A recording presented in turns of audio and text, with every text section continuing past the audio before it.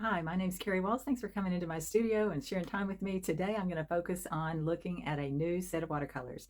I just purchased the SoHo Urban Artist set, and it's a set of 36 full pan watercolors. Looks like this. And I made this a hinge. I added magnets so that it wouldn't fall out and a key. And I'm going to show you in this video my thinking process of why I did that. When I get new supplies, I get excited about it and I go, okay, now how can I make them work best for me? So you can see the process that I go through in this video and laugh at me and think, oh my word, she's nuts. And I am a little bit, but it makes me happy to be organized and to have a key that is useful for me. So join me in this crazy journey and see the process and the thinking of this mind. And you might think I need therapy after it, but honestly, art is my therapeutic escape that brings me peace. So that's just me. Anyway, hope you enjoy the video, and I'll see you again at the end for a review.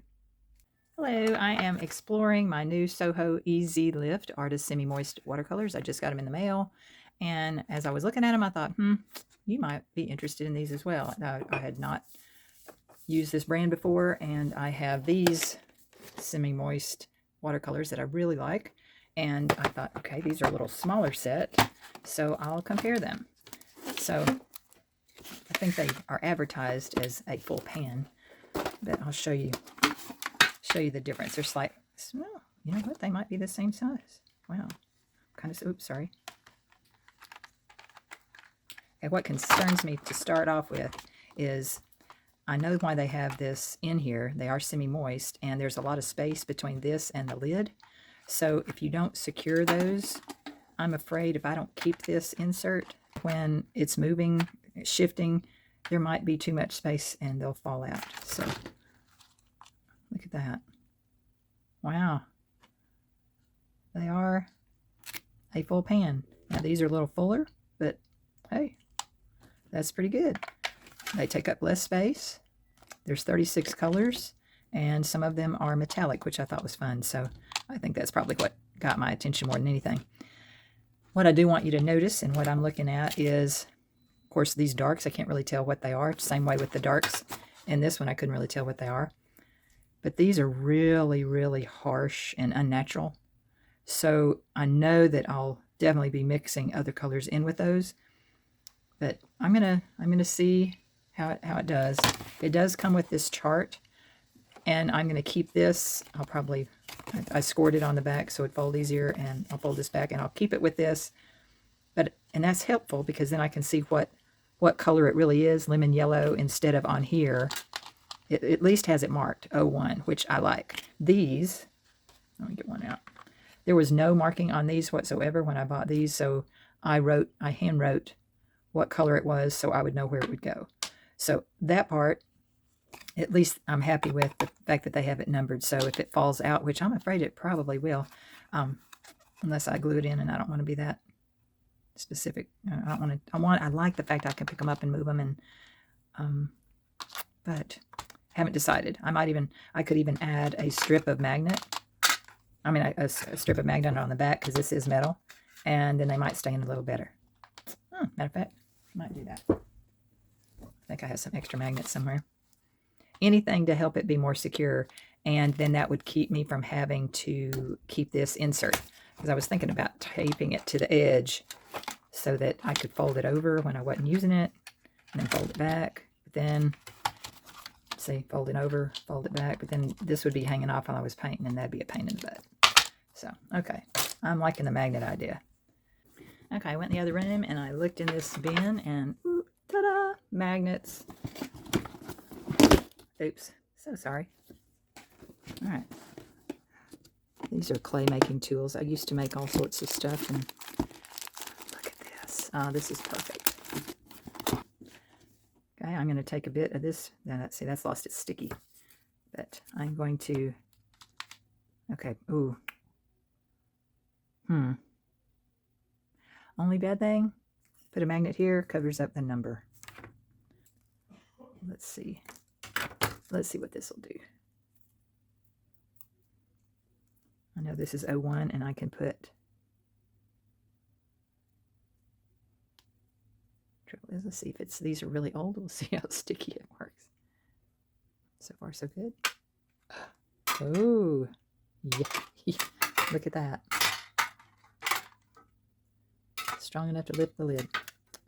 I like that. Okay, well, we know that works. So now I get a fine tip Sharpie because that's what I wrote on the other one. And this is 01. And while I'm using the reference, I'm going to go ahead and put lemon yellow.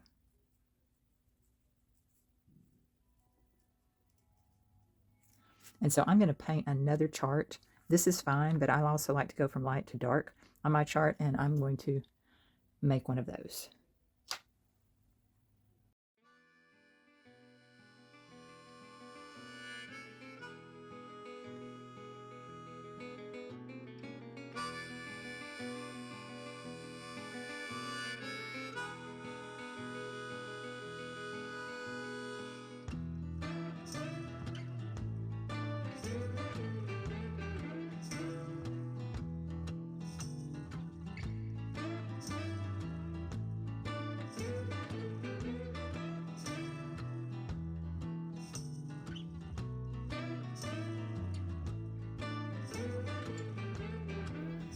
As I was working on putting the magnets on and reading the names of these colors, because I hadn't used my bifocals and looked close enough, these that I thought were really garish colors are fluorescent. So that might come in handy sometimes when I'm doing less realistic work, or if I just want to add an extra glow. So we shall see. And these five are metallic, which I had paid attention to. So I think that'll be fun. We've got the deep black, the white, and white traditionally is not watercolor, but it's nice to have that into lighten colors if I want to, or make things more opaque. So we shall continue.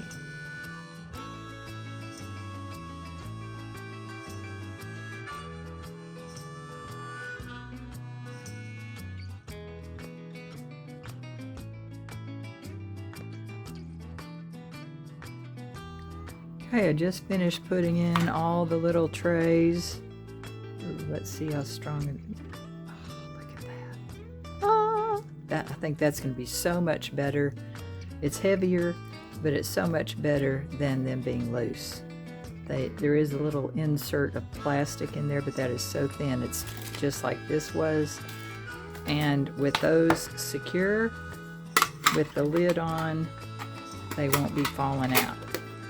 I can't put magnets on this set because the base is not metal.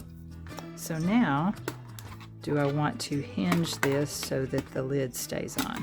That's my next question.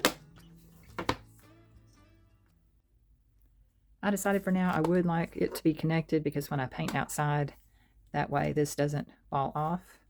It leans back a little bit, but I think that's still flat enough to paint from, or turning it this way. It's a little warped because I have it down low enough to secure it.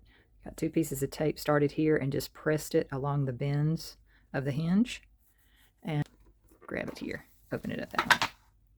All right, now we're going to make a key.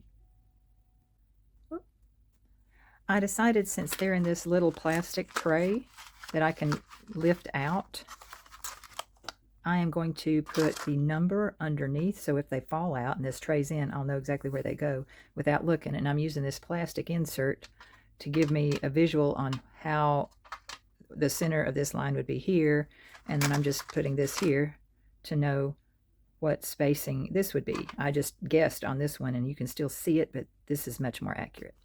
So here we go.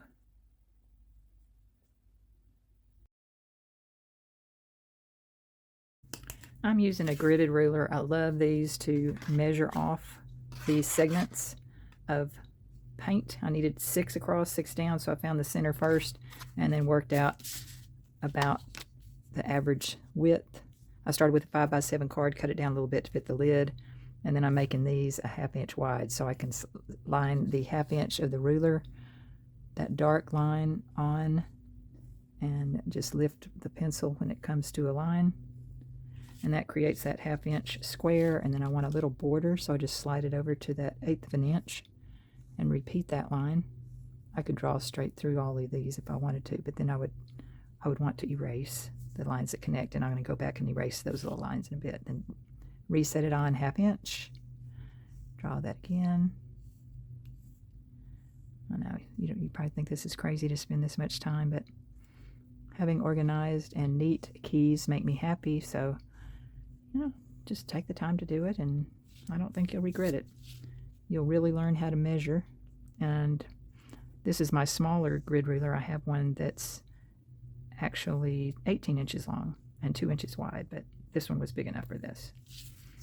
Okay, that gives me extra space on this outside edge. I'm going to erase all around here and in between, and then I'm going to paint.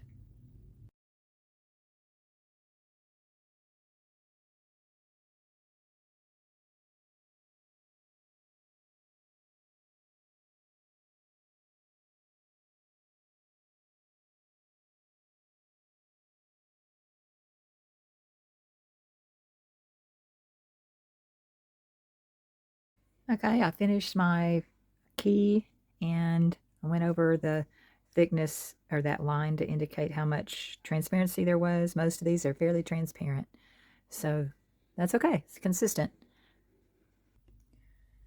I decided that because the other print was so small that I would use a fine tip pen and write. I used this Micron 005 and I wrote the number and the name right on top of the dried watercolor. I think that'll be more helpful than keeping the original key. All in all, I really think I'm going to enjoy what I've done. Making this more user-friendly with the lid that has a hinge. I did put my name on it with a Sharpie metallic pen, and I will probably connect this in some way so it folds out, but right now it fits in there. I can close it up, and I think it's going to be very, very good. I do like the fact that it's smaller, more compact than the other one, although it doesn't have as much mixing opportunities as the other one. So this one has larger spaces here and 12 different segments there, and it folds like so. So in all reality, it's not that much bigger, and it has a lot more mixing space. So, and I really, honestly, now that I'm looking at, the colors, I haven't found any need for any other colors when I'm using this set, unless you want to go metallic. I don't have any metallics in there. This set I haven't used, I've just done the key. That's all I've done with it. But when I'm looking at the colors on the chart, to me, these two are too similar. These two are too similar. Even these two are very similar, even to that. So I think they could have varied the colors a little bit more. That's my first impression. We'll see how I feel when I work with it a little bit more. But not a bad beginning, and the review will continue.